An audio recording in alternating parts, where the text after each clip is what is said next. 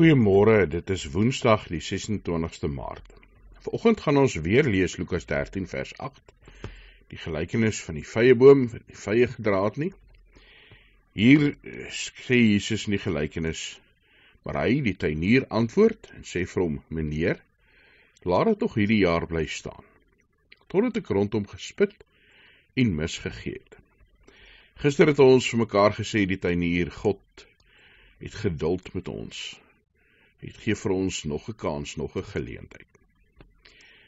Maar God wag nie net nie. Hy is aktief besig met ons. Soos hierdie tuinier sê, hy sal rondom dit spit en kunsmis gee. So is God besig om in ons lewens te werk, deur die Heilige Gees. Daai spreekwoordelike klop aan die deur, en as hy vir my oopgemaak word, sal ek ingaan. Is God besig om in ons lewens te werk. Deur sy woord, die Bybel, deur die kerk, deur prediking, deur medegelowiges, deur goed wat in ons lewens gebeur, is God besig om aan ons te werk, om vir ons te probeer oortuig dat hy daar is.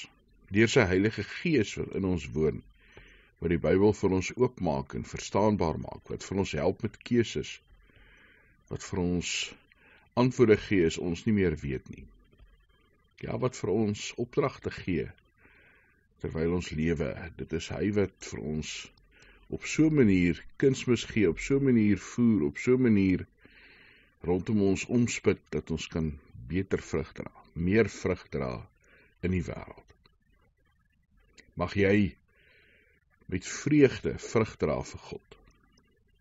Hemelse Vader, dankie dat ons aan U kan behoort, dat ons kan weet, U is ons God, U het ons lief, U is die een wat vir ons sorg.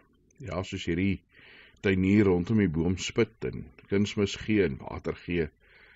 Here, deur die Gees, deur die woord, deur die kerk, deur mense, is die een wat ook vir ons vorm en wil laat groei en laat vrug dra. Mag ons vrug dra in die lewe, met oorvloed. Here, mag ons vrug dra met vreugde en U so verheerlik, U naam so groot maak. Dankie dat ons vir mekaar kan bid, vir hulle wat siek is in die gemeente, vir hulle wat swaar het, vir U genesing en uitkoms bied, vir hulle wat bekommerd is vir vrede.